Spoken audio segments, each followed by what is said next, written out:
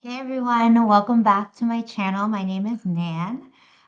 So today's topic I wanted to talk about is how do you modify when you go to a group fitness class, not specifically for prenatal women. To supplement, or I just like it. I really like going to berries, and they don't have any berries for prenatal women. Just to supplement my yoga, I like going to berries because, as you know, the further along you get in your pregnancy, your body has the hormone relaxin, so you're more flexible. And I want to work on kind of regulating or being in harmony with that hormone by doing more strength training. And oftentimes, if you know, in group fitness, the instructor isn't prenatally trained. You kind of have to know what to do on your own. So if you're still looking to go to normal, regular people fitness classes and the instructor is not educated on prenatal, I have a few ways that you can modify on your own as you go to the class. Sometimes it's helpful to tell the teacher that you are pregnant, but sometimes they just kind of don't care. So you can just go and do your thing. One thing I will say is obviously you're not going to go as hard as before. For example, at Barry's, there's a treadmill. I used to go 8 speed and then go on the incline. But now I kind of keep my speed at 4. And instead of I will do like some walking breaks, but I will kind of make it at a pace where I can still sustain myself through the whole class. So you don't want to overdo it in the beginning and then realize, oh, shoot, I feel terrible. So just try to keep it at a kind of even keel pace.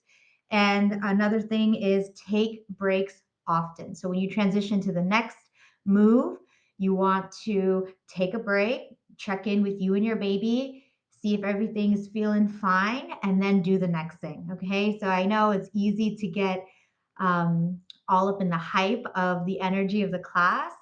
When I was in my first trimester, I did that. And when I left the class, I thought I felt like I was going to faint and I started seeing black, little circles. So you don't want that to happen. And I had to call my husband to pick me up. So you don't want to do that, especially after class. And, you know, um, not a lot of people will know what to do or why you're experiencing that. So just look out for yourself. And then also, the next thing I want to say is work on your diaphragmatic breathing. Belly breathing is what they say. So you want to make sure you're inhaling and exhaling and you're not holding your breath too long. Okay, so what I mean by that, if you've seen my prenatal classes on YouTube, I demonstrate this all the time. So this is, you can see my tummy here. I'm 18 weeks pregnant and 3 days today. So you want to inhale, expand your tummy, and as you exhale, you want to hug your baby in. And that's with any of the moves that you're doing. So say pretend you're doing flies. As you inhale, you want to inflate your stomach, and as you exhale, hug your baby in.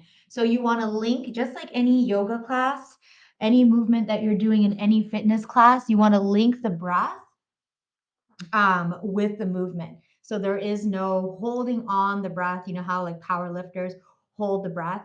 You don't want to do that. You want to be able to let the breath be fluid and not just like breathing through your chest, breathing through the whole stomach area. Okay. And then if you want to be level 1000, you're going to add some pelvic floor exercises with that breathing. So it would be inhale, expand your tummy and your pelvic floor. And as you exhale, you kind of do like a Kegel and hug your baby in. Okay, that's if you can coordinate all three of those movements. It's hard, but if you slow it down, you can do it.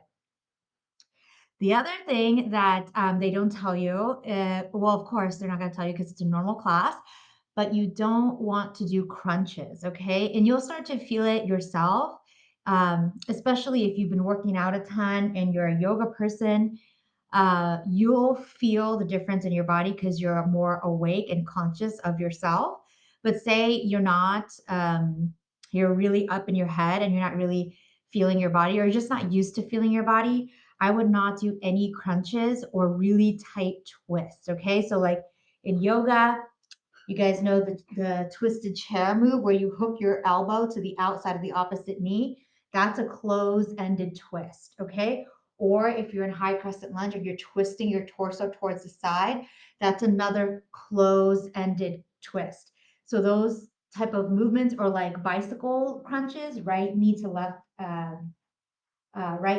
elbow, that's a closed-ended twist. Okay, an open-ended twist is where your hips and shoulders are kind of uh, turning the same way. Those ones are okay. So I wouldn't do any crunches, all right? Or I wouldn't use my stomach to get myself up.